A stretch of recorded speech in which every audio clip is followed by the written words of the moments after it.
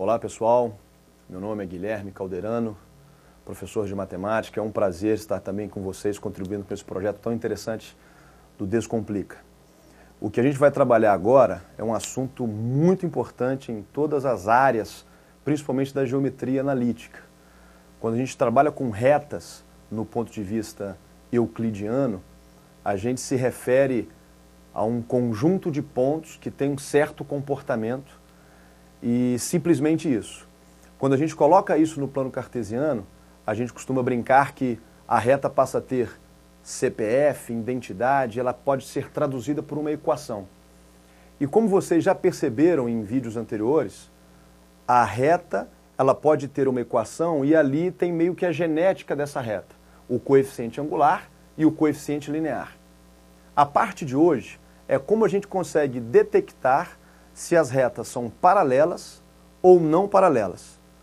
ênfase tem que ser dado porque nem todas as retas que não são paralelas são perpendiculares.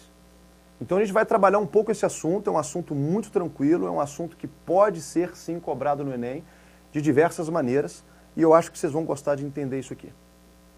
Bom, aqui eu coloquei no quadro duas retas que a gente vai considerar paralelas. Repare que, euclidianamente falando, estas retas, quando a gente define como paralelas, a gente precisa dizer que são retas coplanares e são retas coplanares que não vão se interceptar, não vão se cruzar. Analiticamente, como nós já sabemos que o coeficiente angular é a inclinação ou declividade dessa reta, eu posso entender que se esses dois ângulos são iguais, referentes a uma reta, que nesse caso é o eixo x, essas retas também não vão se interceptar no plano, que neste caso é o plano cartesiano. Então veja, retas paralelas no ponto de vista analítico são aquelas retas que vão ter a mesma inclinação em relação ao eixo x. No caso das retas perpendiculares, a gente pode perceber algo curioso. Repare que aqui acontece um triângulo retângulo, até porque esta reta S e esta reta R estão fazendo entre si um ângulo de 90 graus. Agora veja,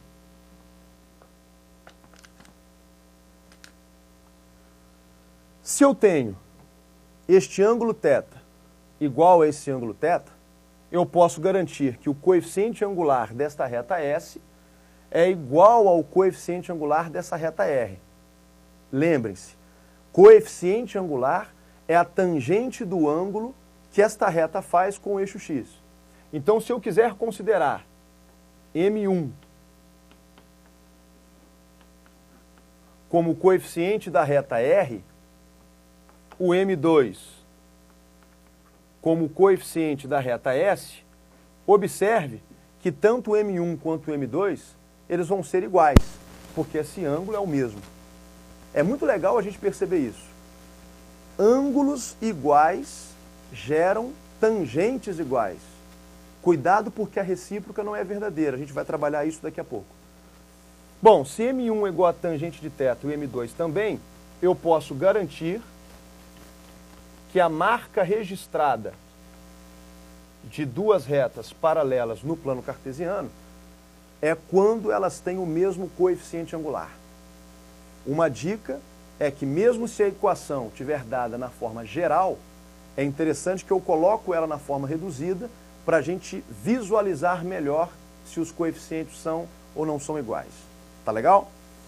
Bom, olhando aqui para as retas perpendiculares, observe que a reta S e a reta R estão formando ângulos aqui, né, respectivamente igual a alfa e θ.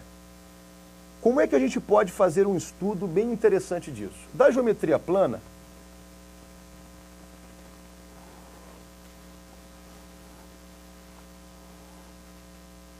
eu herdo a seguinte realidade, a seguinte relação angular. Esse ângulo é um ângulo externo em relação a esse triângulo aqui. Então eu posso escrever o seguinte, que θ é 90 mais alfa. E uma coisa que é muito legal da gente fazer é o seguinte, Se eu tenho um ângulo externo igual à soma desses dois, qual é a conclusão que eu posso fazer neste caso? Primitivamente, quando a gente estuda trigonometria no triângulo retângulo, a gente pode chegar à seguinte conclusão. Se eu tenho, por acaso, a hipotenusa A, os catetos B e C, eu tenho aqui, por exemplo, o ângulo beta, e eu tenho aqui o ângulo θ, uma das verdades bem elementares sobre esta trigonometria é que a tangente deste ângulo θ multiplicado com a tangente desse ângulo beta é igual a 1. Ou seja, se o produto de dois números é igual a 1, ou ambos são 1, ou um é o inverso do outro. Então eu posso crer o seguinte, que a tangente de θ é 1 sobre a tangente de beta. Só que neste caso, o beta é 90 menos o θ. Eles são complementares. A soma dá 90 graus. Bom, olhando neste caso, este ângulo é 180 menos θ. Então o que a gente pode fazer? A tangente do alfa vezes a tangente de 180 menos θ tem que ser 1, usando essa regrinha. Se a tangente do alfa vezes a tangente de 180 menos θ é igual a 1, repare que a tangente do suplemento de um ângulo é menos a tangente dele. Tudo bem? Então eu posso dizer que a tangente de alfa vezes a tangente de θ igual a menos 1. Bom, a tangente de alfa pode ser traduzida para nós como coeficiente angular da reta S. Por exemplo, M1. E a tangente do θ vai ser o coeficiente angular da reta R, por exemplo. Qual é a regrinha que a gente acaba de chegar? Que M1 vezes M2 é igual a menos 1. Dicas.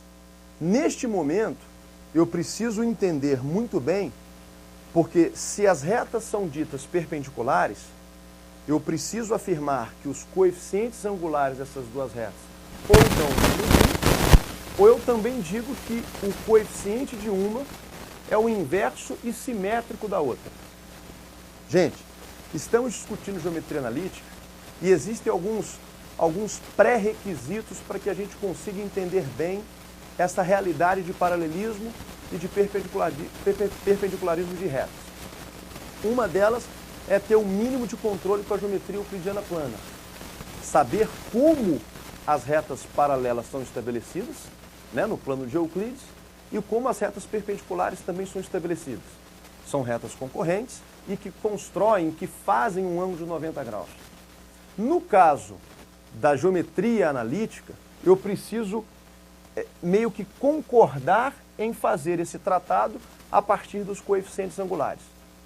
Outra dica, sem o conhecimento básico da trigonometria, aquela trigonometria no triângulo retângulo que geralmente aprendemos no final do fundamental ou durante o ensino médio, ela também é muito importante para a gente entender e chegar a algumas conclusões. Ok? Espero que vocês tenham entendido essa primeira parte e eu vou fazer alguns exemplos com vocês agora.